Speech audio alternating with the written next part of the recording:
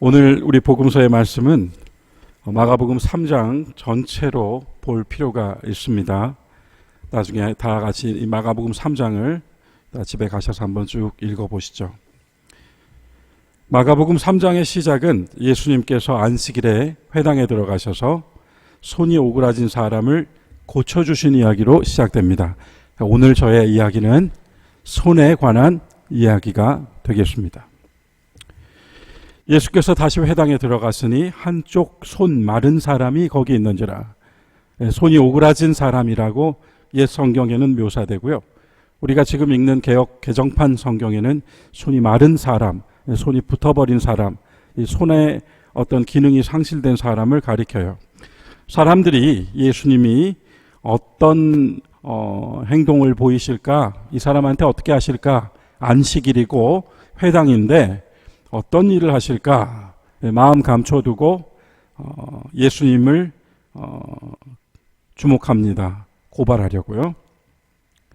안식일에 이 사람을 고치는가 고치지 않는가 주시했습니다.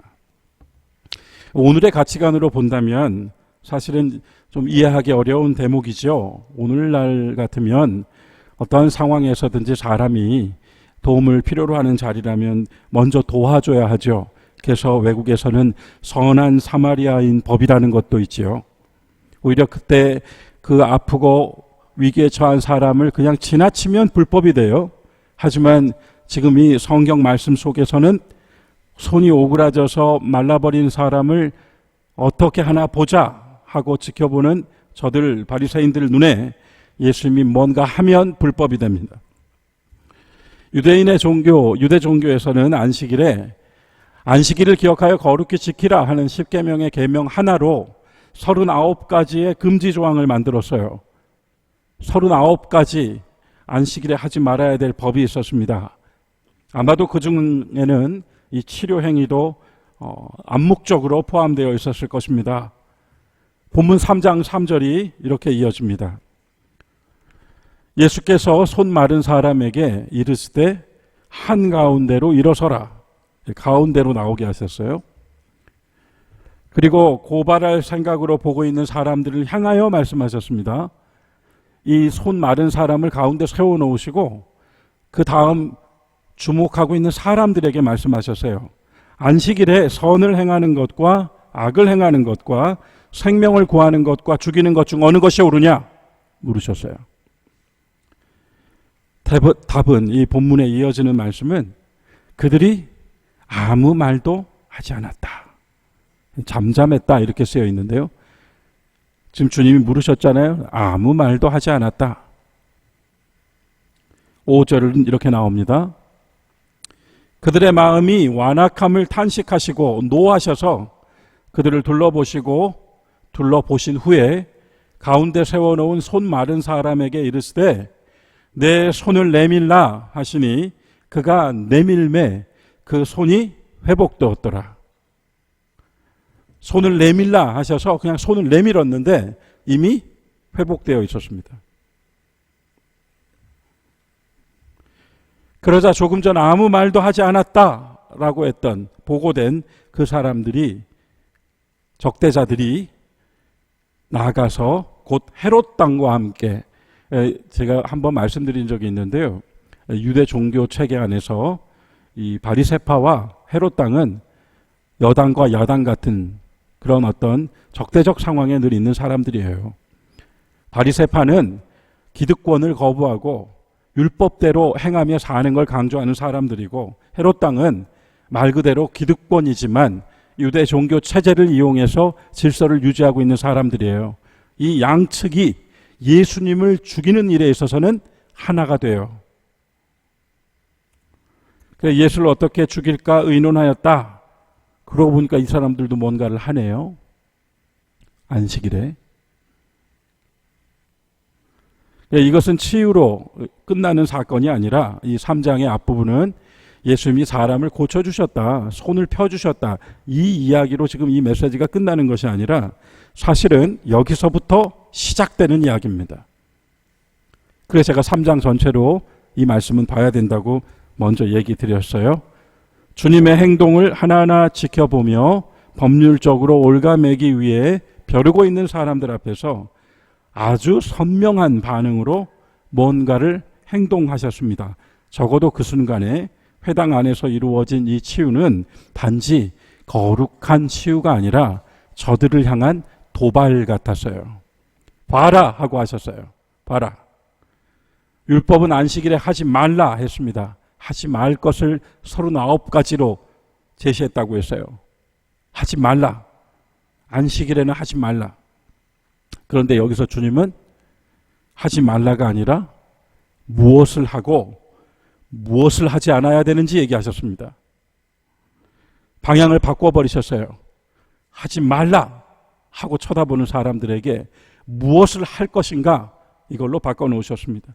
그런데요, 안식일에 율법대로 아무것도 하지 않는 것이 하나님 뜻을 행하는 것이라고 저들은 가르쳤단 말입니다. 그 사람들 앞에서 하나님의 뜻은 이 본문의 맥락으로 본다면 생명을 구하는 것, 선을 행하는 것, 오그라진 삶을 펴주는 것, 뭔가 기능이 상실된 사람을 회복시켜주는 것, 그거 해야 된다는 거예요. 그래서 율법의 위치와 본질을 바꿔버리세요. 사실은 조용히 한켠에서 그냥 이 아픈 사람 고쳐주셔도 됐어요. 하지만 모두가 주목할 수 있는 회당 한가운데로 이 사람을 옮겨 세워놓으셨어요. 모두가 볼 수 있도록 하셨어요. 주님은 그 사람을 가운데 일으켜 세우시고 말씀하셨어요. 너의 손을 내밀라 하셨습니다. 여러분 뭔가가 느껴지셨기를 바랍니다. 손이 오그라진 사람이라고 우리가 지금 이야기했는데요. 손은 있는데 이 손이 제 기능을 하지 못하는 거예요. 없는 게 아닙니다. 있어요. 있는데 제 기능을 하지 못해요. 제 하고 싶은 것을 하지 못해요. 이 사람은 그냥 이 전체적으로 문제가 있는 사람이 아니에요. 어느 한 기능이 마비된 사람이에요. 그런데 이 어느 한 기능이 마비된 사람이 그 기능이 마비됨으로 인하여 그 사람의 삶 전체가 지금 위협받고 있어요. 사는 게 아니에요. 그냥 손 하나가 오그라졌을 뿐인데 이거 하나 때문에 삶 전체가 지금 사는 게 아니에요. 그럴 수 있잖아요. 사실 우리가 모든 것이 다 문제가 되면 우리는 못 살아요. 근데 뭐 하나가 문제가 있어요. 근데 그게 내 삶 전체를 막 흔들어 버려요. 사는 게 아니에요.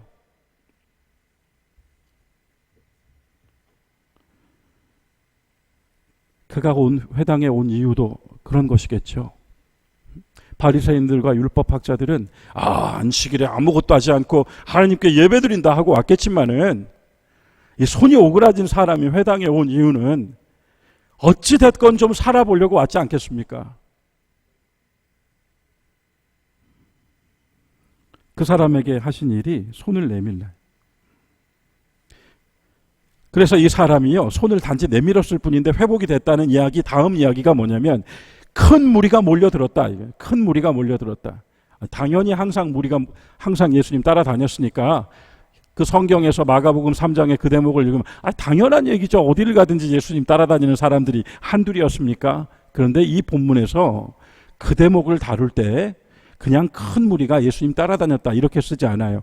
분명히 뭔가를 명시합니다. 그게 뭔가 하면 큰 무리가 몰려들었는데 유대, 예루살렘 중심, 서울 사람, 그리고 그 다음 나오는 게 이두메라는 곳이 나와요.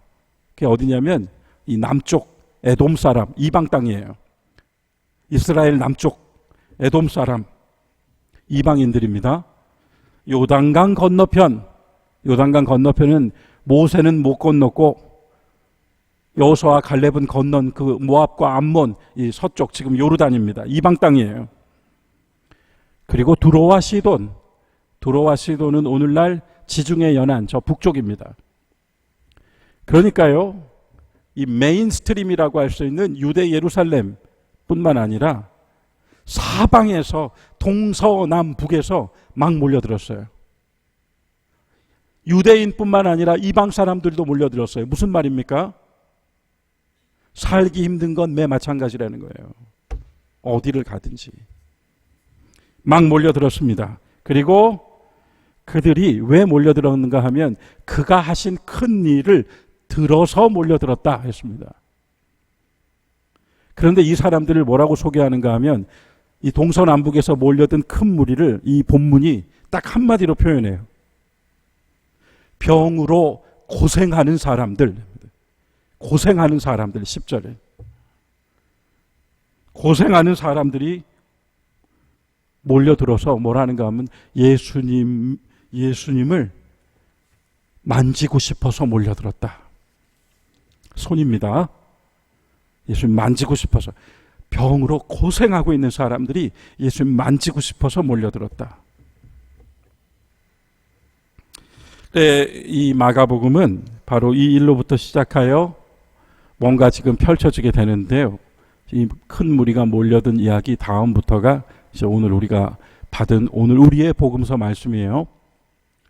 근데 우리의 복음서 말씀에서 제가 이게 약해서 읽었습니다. 다 안 읽고 그냥 앞부분만 읽었는데 이렇게 큰 무리가 예수님 만지고 싶어서 몰려왔는데요.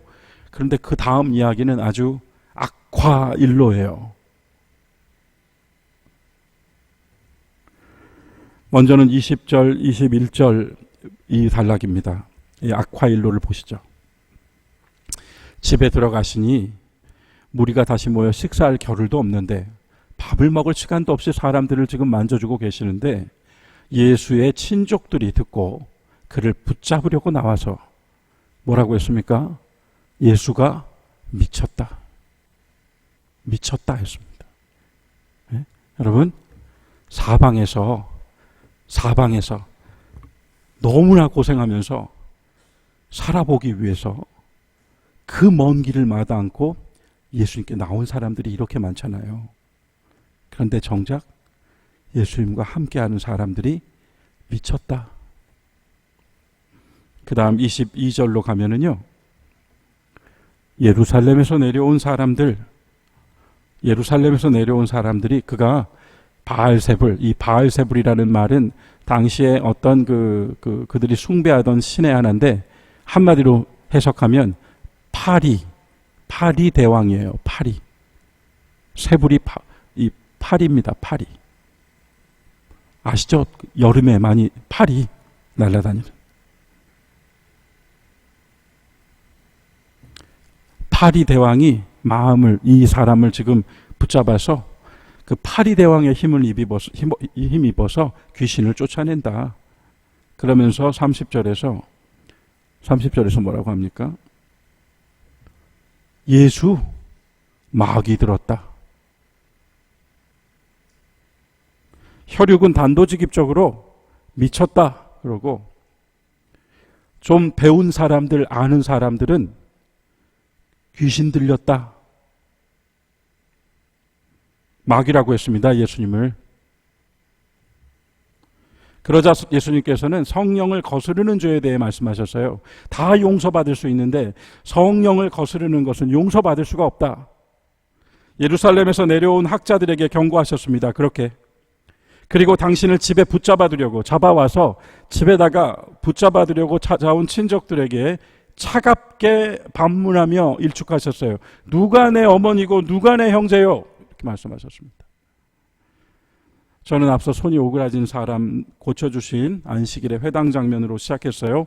치유는 주님께서 저들을 향하여 뭔가 싸움을 시작하신 장면이라고 했습니다. 미쳤다고 하는 가족과 마귀라고 하는 저들, 학자들과 바리새인들을 향하여 주님은 싸웠는데 우리가 생각하는 방식으로 싸우지 않으셨어요.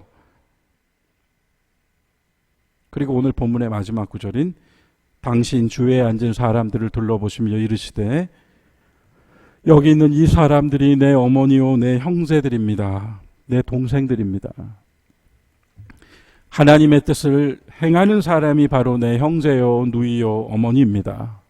하나님의 뜻을 행하는 사람이 형제요 어머니요 누이입니다. 이스라엘에서 하나님의 뜻을 행한다는 문구는 낯선 말이 아니에요. 아주 익숙한 말입니다. 누구나 다 아는 말이었어요. 하나님의 뜻을 행한다는 말을 누구나 다 아는 말. 우리도 다 알아요. 그 말은. 그죠? 하나님 뜻 행한다는 말을 모르는 그리스도인이 어디 있습니까? 그런데 그들은 율법을 지키는 것이 하나님의 뜻을 행하는 것이라고 생각했습니다. 그런데 예수님 여기서 바꿔버리세요. 패러다임을 바꿔버리세요. 그래서 예수님께서 누가 내 형제요, 누가 내 어머니요, 누가 내 누이요, 하나님의 뜻을 행하는 사람이 내 형제요 라고 말씀하실 때 분명히 그것을 지켜보고 있는 사람들 고개를 갸웃했을 거예요. 지금 뭔 소리를 하는 거야? 뭔 소리를 하는 거야 지금 저 사람이? 자, 그러나 예수님을 통하여서 새로운 의미가 획득되었습니다. 하나님의 뜻을 실행하는 것이 무엇인지 오늘 우리도 다시 한번 이 질문 받습니다. 다 알아요. 그런데 하나님의 뜻을 행하는 것이 무엇이냐? 이 3장 전체로 우리가 봐야 된다는 말씀을 드린 거예요. 손에 대한 이야기를 하겠다는 것이 그것입니다. 오늘 지금 여기서 무엇을 행할 것인가의 문제 앞에 우리는 신앙적인 결단과 선택을 하였는가입니다. 오늘 나의 손은 지금 무엇을 하며 무엇으로 즐거워하며 무엇을 이 손에 쥐었을 때 가장 행복했는가입니다. 내 손은 무엇을 위해 지금 제 기능을 하고 있는가입니다. 주님께서 손이 오그라진 사람을 펴주셨듯 이 손이 기능을 하는데 이것으로 무엇을 하였는가? 그리고 오늘 지금 이 순간 이 상황에서 우리는 어떤 선택을 하며 행동하는가의 문제로 이끌려집니다. 손이 오그라진 사람에게 하셨던 말씀이요. 손을 내밀어라. 손을 내밀어라. 어그러진 손이라도 내밀어라. 말라붙은 손이라도 내밀어라. 제대로 기능하지 못하는 손이라도 내밀어라. 내밀어라 하셨어요. 그리고 안식일에 아무것도 하지 말라가 아니라 주님의 날에 무엇을 할 것인가? 그리스도의 죽음과 부활, 승천, 성령 강림의 모든 과정을 우리도 지나왔습니다. 여러분 지나왔습니다. 그런데 이를 이미 다 알아버린 사람에게, 이를 이미 다 알고 있는 우리들에게 오늘 하나님의 뜻을 행한다는 것이 무엇일까요? 먼저는 내 오그라진 손을 주님께 내미는 것이겠죠. 내밀어야 되지 않습니까? 그리고 회복된 그 손으로 뭔가 해야겠죠. 이를 위해 이 손으로 행할 참된 일이 무엇인지 알아야겠죠. 살아야겠죠. 그걸 위해 교회가 태어난 것이라면, 그걸 위해 우리를 불러 모아 교회라는 이름으로 서게 하신 것이라면, 여러분 우리 초동교회는 특별히 교회의 슬로건으로 참교회, 참그리스도인, 그리고 믿음의 한 가족이라고 합니다.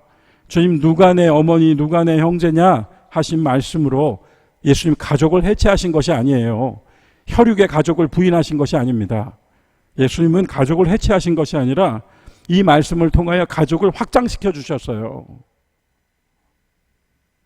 더 커진 가족으로, 아니 실은 시간을 살고 있는 우리가 영원한 가족을 얻게 하셔서 하나님을 아버지로 하는 이 영원한 가족으로 이 험한 세상에서, 어딘가 하나 마비되지 않은 사람이 없는 세상에서 서로 기능을 회복시켜주며 예수 이름으로 그 손을 펴주며 살라고 하신 말씀 아닐까요? 그러니 우리 모임이 어떠해야 하며 우리가 서로 어떠해야 하는지는 더 말할 나위가 없어 보입니다. 가족이 서로 마음이 상하고 서로 힘들게 하는 일이 있다 할지라도, 손해를 보게 하였다 할지라도 가족이어서 받아들여지고 또 내어줄 수 있듯이, 하나님을 아버지라고, 아빠 아버지라고 부르는 사람들이 어찌 마음을 닫고 서로를 향하여 증오의 눈길을 보낼 수 있습니까? 그죠? 서로 사랑할 수밖에 없잖아요. 독일의 신학자 위르겐 몰트만 박사는 오늘 교회가 어떤 모습이어야 할까? 라고 하는 그 패러그랩에서 이런 이야기를 했어요. 오늘 교회 어떤 모습이어야 할까? 첫 번째, 누구든지 자신의 문제를 혼자 짊어져서는 안 됩니다. 혼자 감당 못합니다. 두 번째, 누구든지 자신의 무능함과 약함을 감추고 살 필요가 없습니다. 교회에서는. 그런데 아니죠. 현실이. 우리 감추잖아요. 세 번째, 할 말 하는 사람과 할 말 없는 사람이 따로 있을 수 없습니다. 말하는 사람과 말하지 않는 사람 따로 있을 수 없어요. 네 번째, 노인이나 어린이나 약자나 장애인이 소외되거나 격리되어서는 안 됩니다. 다섯 번째, 사람은 불쾌함을 느낄 수도 있고 동의하지 않을 수도 있습니다. 그럴 때라도 다른 사람에 대하여 오래 참고 상황에 대하여 인내할 수 있는 게 사람입니다. 여섯 번째, 사람은 때때로 다른 사람이 필요로 한다면 그를 편안하게 해줄 수 있어야 합니다.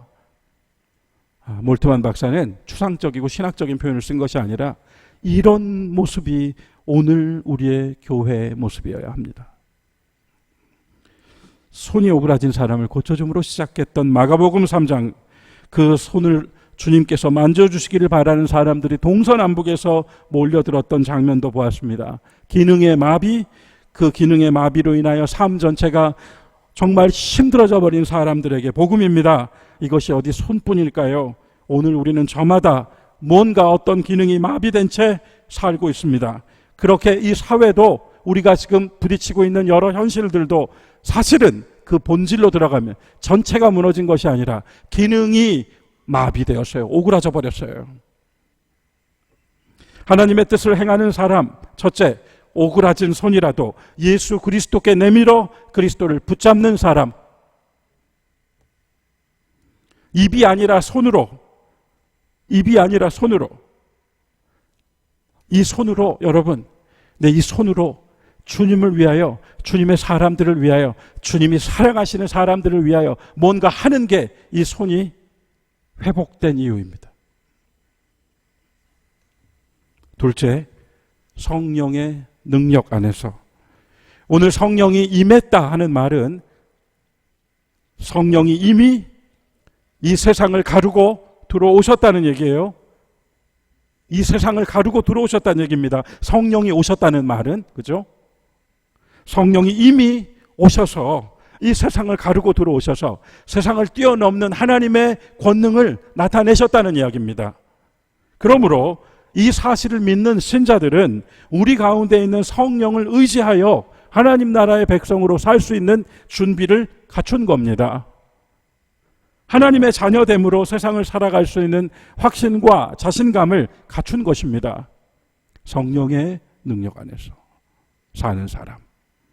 세 번째, 우리는 그리스도의 이름으로 끊임없이 오늘 지금에 응답하며 살아야 합니다. 손이 오그라지듯 오그라져 버린 세상, 말라붙어 버린 사회와 가정, 교회, 현실을 앞에 두고 마치 내 집, 내 식구들만을 생각하는 나의 구원에 매달리는 그런 그리스도인이 아니라 더 커진 가족, 확장된 가족을 이루어내신 하나님의 새로운 가족의 지평 안에서 우리는 끊임없이 지금에 응답해야 합니다. 위르겐 몰트만 박사는 오늘 교회는 어떤 모습이어야 할까? 이 이야기에 마지막에 이렇게 말을 덧붙였습니다.